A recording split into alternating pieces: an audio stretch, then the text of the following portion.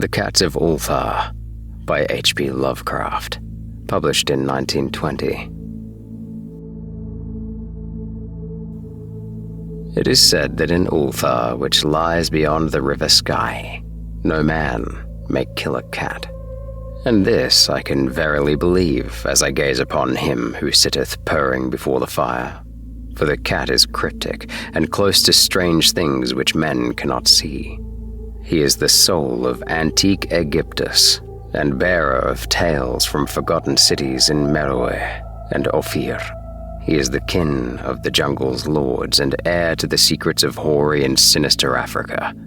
The Sphinx is his cousin, and he speaks her language, but he is more ancient than the Sphinx, and remembers that which she hath forgotten. In Ulthar, before ever the burgesses forbade the killing of cats, there dwelt an old cotter and his wife who delighted to trap and slay the cats of their neighbors. Why they did this, I know not, save that many hate the voice of the cat in the night, and take it ill that cats should run stealthily about yards and gardens at twilight. But whatever the reason, this old man and woman took pleasure in trapping and slaying every cat which came near to their hovel. And from some of the sounds heard after dark, many villagers fancied that the manner of slaying was exceedingly peculiar. But the villagers did not discuss such things with the old man and his wife because of the habitual expression on the withered faces of the two, and because their cottage was so small and so darkly hidden under spreading oaks at the back of a neglected yard. In truth, much as the owners of cats hated these odd folk, they feared them more, and instead of berating them as brutal assassins, merely took care that no cherished pet or mouser should stray toward the remote hovel under the dark trees. When, through some unavoidable oversight, a cat was missed, and sounds heard after dark, the loser would lament impotently, or console himself by thanking fate that it was not one of his children who had thus vanished. For the people of Ulthar were simple, and knew not whence it is all cats first came. One day, a caravan of strange wanderers from the south entered the narrow cobbled streets of Ulthar. Dark wanderers they were, and unlike the other roving folk who passed through the village twice every year. In the marketplace they told fortunes for silver and bought gay beads from the merchants. What was the land of these wanderers? None could tell, but it was seen that they were given to strange prayers, and that they had painted on the sides of their wagons strange figures with human bodies and the heads of cats, hawks, rams, and lions. And the leader of the caravan wore a headdress with 2 horns and a curious disc betwixt the horns. There was in this singular caravan a little boy with no father or mother, but only a tiny black kitten to cherish. The plague had not been kind to him, yet had left him this small furry thing to mitigate his sorrow. And when one is very young, one can find great relief in the lively antics of a black kitten. So, the boy whom the dark people called Minas smiled more often than he wept as he sat playing with his graceful kitten on the steps of an oddly painted wagon. On the 3rd morning of the wanderer's stay in Ulthar, Minas could not find his kitten. And as he sobbed aloud in the marketplace, certain villagers told him of the old man and his wife, and of sounds heard in the night.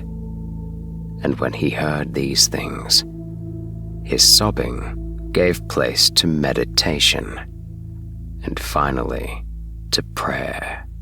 He stretched out his arms toward the sun, and prayed in a tongue no villager could understand, though, indeed, the villagers did not try very hard to understand, since their attention was mostly taken up by the sky and the odd shapes the clouds were assuming.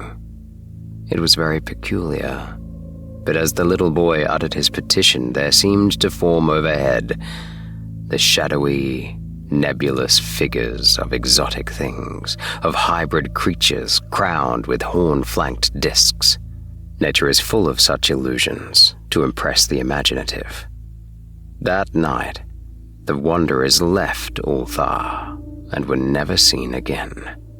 And the householders were troubled when they noticed that in all the village there was not a cat to be found. From each hearth, the familiar cat had vanished, cats large and small, black, grey, striped, yellow and white. Old Kranon, the burgomaster, swore that the dark folk had taken the cats away in revenge for the killing of Minas's kitten, and cursed the caravan and the little boy. But Nith, the lean notary, declared that the old cotter and his wife were more likely persons to suspect, for their hatred of cats was notorious and increasingly bold. Still, no one durst complain to the sinister couple, even when little Atal, the innkeeper's son, vowed that he had, at twilight, seen all the Cats of Ulthar in that accursed yard under the trees, pacing very slowly and solemnly in a circle around the cottage, two abreast, as if in performance of some unheard-of rite of beasts.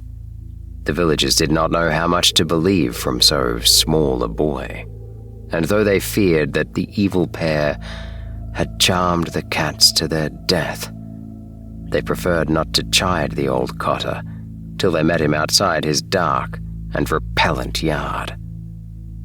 So Ulthar went to sleep in vain anger, and when the people awakened at dawn, behold, every cat was back at his accustomed hearth, large and small, black, grey, striped, yellow, and white.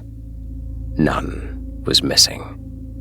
Very sleek and fat did the cats appear, and sonorous with purring content.